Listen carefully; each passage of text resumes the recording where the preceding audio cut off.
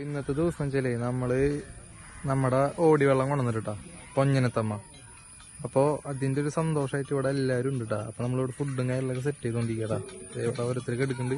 അവിടെ നമ്മുടെ food set ചെയ്തോണ്ടിരിക്കുക. അപ്പൊ അതിന്റെ കാഴ്ച ഞാൻ കാണിച്ചു തരാം.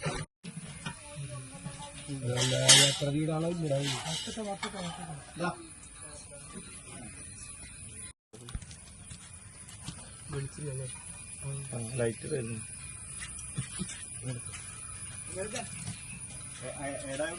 എടാ മോനെ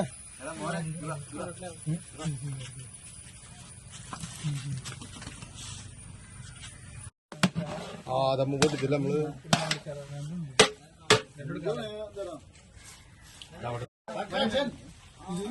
നല്ല പ്ലേറ്റ് ഉണ്ടാ ഇത് വാങ്ങാനില്ല.